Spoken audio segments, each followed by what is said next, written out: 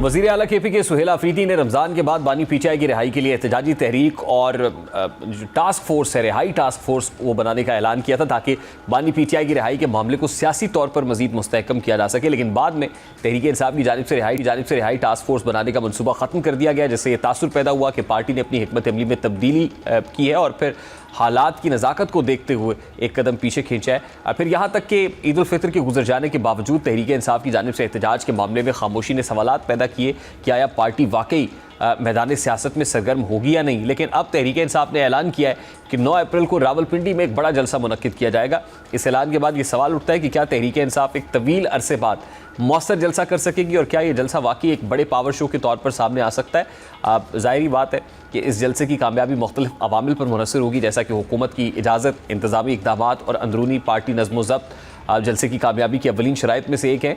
देखा जाए तो तहरीक इंसाफ इस वक्त शदीद तकसीम का शिकार तो है, जिसकी वजह से अवामी ताकत मुतासर हो सकती है। और सबसे बढ़कर अहम सवाल ये उठता है कि क्या हुकूमत की जानिब से इस जलसे की इजाज़त दी जाएगी। पाकिस्तान में सियासी इज्तिमात के हवाले से हुकूमत के रवैये हमेशा हसास रहे हैं, खुसूसन जब मामला बानी PTI या तहरीक इंसाफ से मुताल्लिक हो। तो ऐसे में इंतज़ामिया की जानिब से सिक्योरिटी खदशात या दीगर कानूनी वजूहात की बुनियाद पर जलसे की इजाज़त महदूद या मशरूत हो सकती है।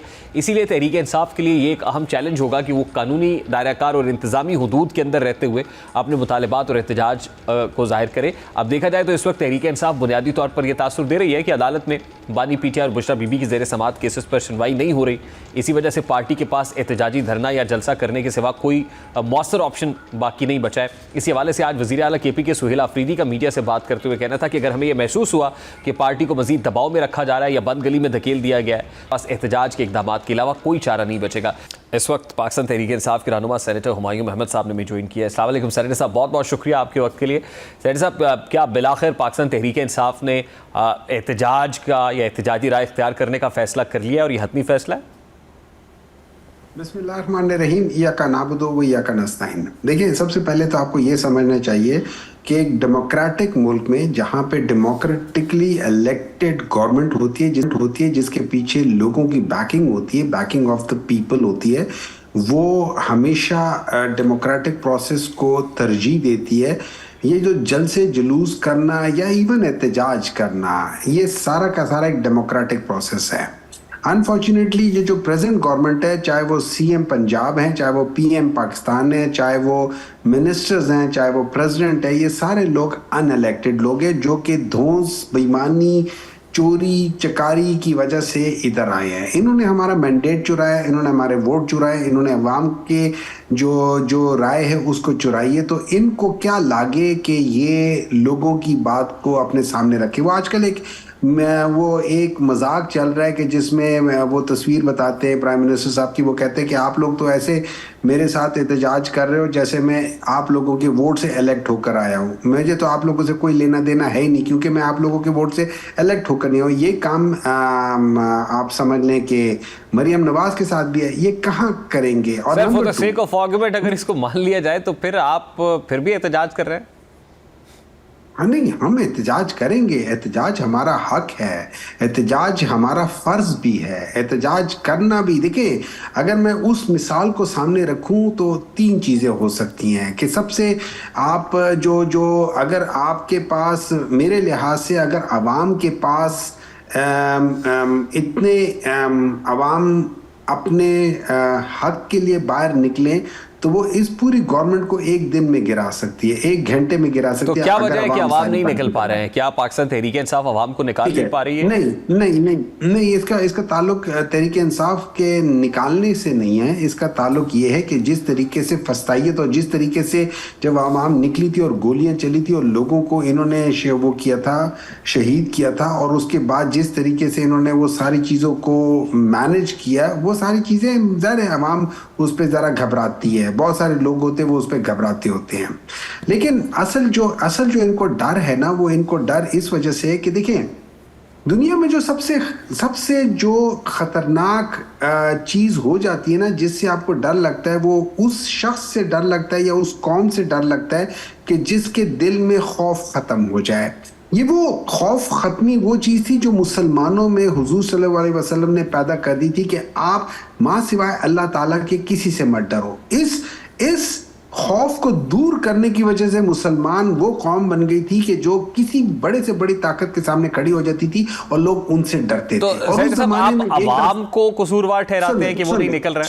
सुन ले, नहीं सुन ले, मैं किसी को कसूरवार नहीं ठहरवा रहा हूं, मैं किसी को कसूर, मैं सिर्फ ये कह रहा हूं कि ये चीज होती है। अब इस हुकूमत को असर डल पाकिस्तान तरीके इंसाफ से है, इमरान खान से। क्यों?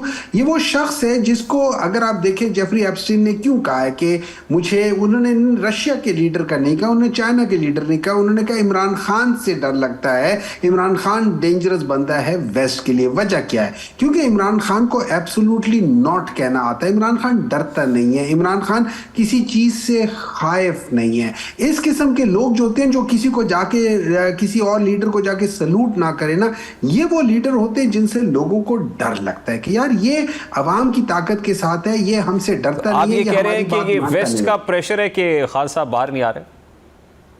नहीं, मैं ये कह रहा हूं कि मैं ये कह रहा हूं कि मेरे ख्याल में ये ओवरऑल एक ऐसी बात है जिसको लोगों ने डेफिनेटली सोचा होगा कि यार ये एक ऐसा शख्स है जिसके बारे में जब जेफरी एप्स्टीन ने वो ईमेल में की होगी, तो जिस सर्कल में वो सारी चीजें सर्कुलेट हुई होंगी, उस सर्कल में लोग होंगे जिन्होंने कहा होगा कि यार इस बंदे को वाकई हटाओ।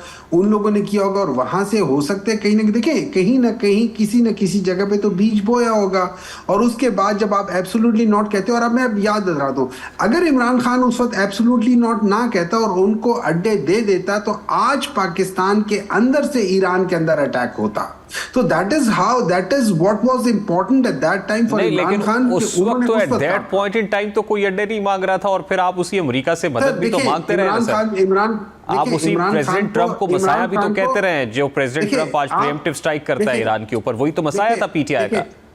देखिए इस तरह है, आप एक एंकर हैं, आप मुझसे एक सवाल पूछते हैं, आप मेरे पास एक फीलर छोड़ते हैं कि हुमायूं के मैं जहन को देख लूं ये किस किस्म का है, और मैं एक मुल्क का हूं, आप दूसरे मुल्क के, आप मुझसे वो फीलर लेना चाहते, तो आप मुझसे एक सवाल करोगे, मैं जब उसका जवाब दूंगा, उस जवाब की बेसिस पे आप कहोगे कि यार इसका ये माइंड सेट है, ठीक है? तो उस लिहाज से लेकर जाते, तो वहां से जब इमरान खान से फीलर छोड़ा गया कि आप हमें दोगे, तो उनका नहीं। नंबर 2, इमरान खान वो शख्स था जिसने 2019 में जब ये गए थे सऊदी अरेबिया, और ये जो मैं बात बता रहा हूं ये मंसूर अली खान ने अपने वीलॉग में बताया हुआ है कि उनको जो मोहम्मद बिन सलमान है उन्होंने लेकर गाड़ी में 45 मिनट्स फिरते रहते। जाहिर है वो उनको ये तो नहीं बता रहे थे ना कि रियाद में या फलानी जगह पे ये मैकडॉनल्ड हमने खुलवाया, ये बिल्डिंग बनाई है, वो कुछ बात कर रहे होंगे जो वो किसी को सुनाना नहीं चाहते थे।